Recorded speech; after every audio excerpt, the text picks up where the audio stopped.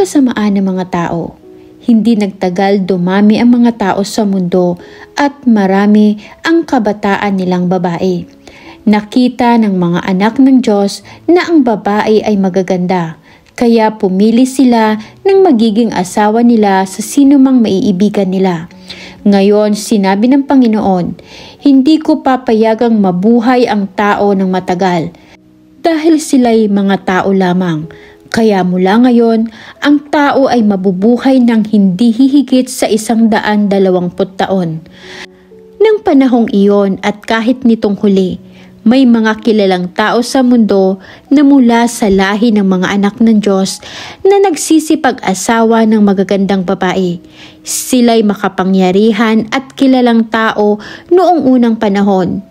Nang makita ng Panginoon ang mga ginagawa ng mga tao sa mundo ay puro kasamaan lang at ang palagi nilang iniisip ay masama. Nang hinayang siya kung bakit ginawa pa niya ang tao sa mundo. Labis ang kalungkutan niya, kaya sinabi niya, lilipunin ko ang lahat ng taong nilikha ko sa buong lupain at lilipunin ko rin ang lahat ng hayop sa lupa, pati na ang mga hayop na lumilipad dahil nangihinayang ako sa paglikha sa kanila. Pero may isang tao na makapagbibigay lugod sa Panginoon. Siya si Noe. Si Noe ay makadiyos. Siya lang ang namumuhay na matuwid sa kapanahunan niya at malapit ang kanyang relasyon sa Diyos. May 3 siyang anak na lalaki na sina Shem, Ham at Japhet. Napakasama ng mga tao sa paningin ng Diyos at ang kanilang mga kasamaan ay laganap na sa mundo. Nakita ng Diyos na lubhang masama ang mga tao sa mundo dahil ang ginagawa nila ay puro kasamaan. Kaya sinabi niya kay Noe, lilipunin ko sila kasama ang mundo. Kaya ikaw, Noe, gumawa ka ng barko mula sa matibay na kahoy at gawan mo ito ng mga kwarto. Pagkatapos pahiran mo ng alkitran ang loob at labas ng barko. Gawan mo ito ng may sukat na 450 talampakan ang haba, 55 talampakan ang luwang at 45 talampakan ang taas. Lagyan mo ng bubong ang barko at lagyan mo ng agwat na kalahating metro ang dingding at ang bubong. Gawan mo ang barko ng 3 palapag at lagyan ng pintuan sa gilid, sapagkat pababahain ko ang mundo para malipol ang lahat ng nabubuhay. Mamamatay ang lahat ng nasa mundo, pero gagawa ako ng kasunduan sa iyo. Papasok ka sa barko kasama ng asawa at mga anak mo, pati ang mga asawa nila. Magpapapasok ka rin ng isang lalaki at babae sa bawat uri ng hayop para mabuhay sila kasama mo. 2 sa bawat uri ng lahat ng hayop, mga lumilipad, lumalakad at gumagapang. Lalapit sila sa iyo para hindi sila mamatay. Magdala ka rin ng lahat ng uri ng pagkain para sa inyo at para na rin sa mga hayop. Sinunod ni Noe ang lahat ng inutos ng Diyos sa kanya. Sinabi ng Panginoon kay Noe, pumasok ka sa barko kasama ang buong pamilya mo, sapagkat sa lahat ng tao sa panahong ito, ikaw lang ang nakikita kong matuwid. Magdala ka ng 7 pares ng bawat uri ng malinis na hayop, pero 1 pares lang sa bawat uri ng maruming hayop. At magdala ka rin ng 7 pares sa bawat uri ng ibon. Gawin mo ito para mabuhay sila sa mundo. Sapagkat pagkatapos ng 7 araw mula ngayon, magpapaulan ako sa buong mundo sa loob ng 40 araw at 40 gabi para mamatay ang lahat ng nilikha ko. Sinunod ni Noe ang lahat na inutos ng Panginoon sa kanya. Nasa 600 taong gulang na si Noe nang dumating ang baha sa mundo. Pumasok siya sa barko kasama ang asawa niya, ang mga anak na lalaki at mga manugang para hindi sila mamatay sa baha. Ayon sa inutos ng Diyos kay Noe, pinapasok niya sa barko ang bawat pares ng lahat ng uri ng hayop na malinis at marumi na lumapit sa kanya. At at pagkalipas ng 7 araw, bumaha sa mundo. Nang 17 araw ng 2 buwan, umulan ng napakalakas at umapaw ang lahat ng bukal. Si Noe ay 600 taong gulang na noon. Umulan sa mundo sa loob ng 40 araw at 40 gabi. Noon mismong araw na nagsimulang umulan, pumasok sa barko si Noe, ang asawa niya, at ang 3 nilang anak na sina Shem, Ham at Japhet, kasama ang mga asawa nila.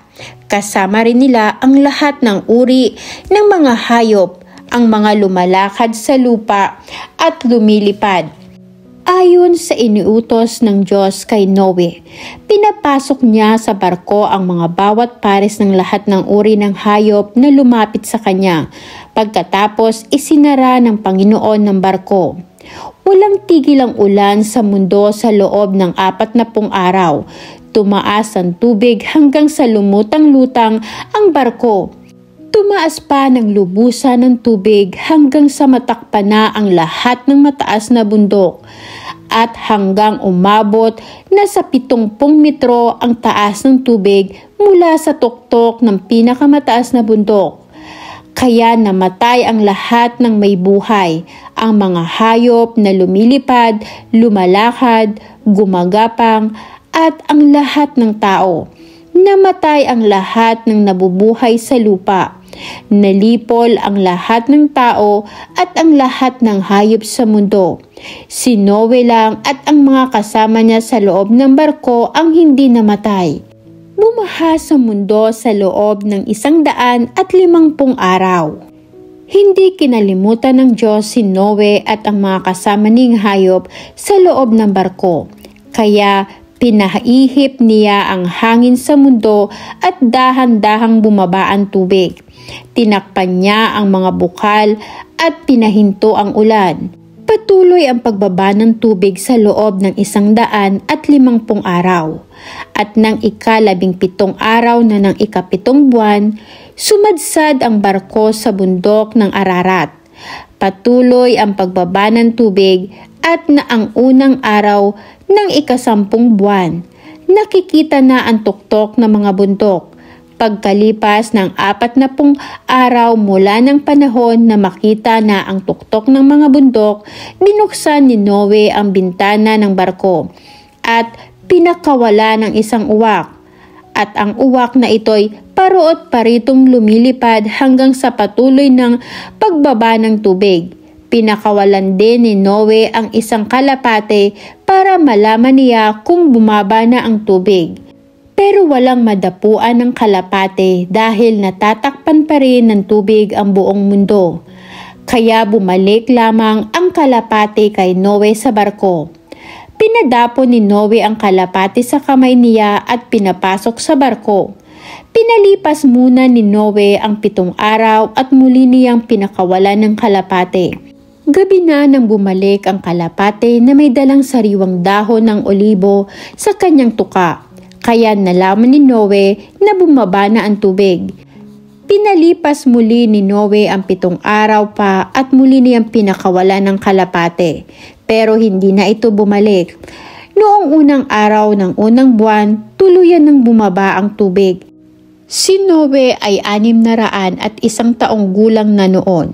Binuksan niya ang takip ng barko at nakita niya na tuyo na ang lupa.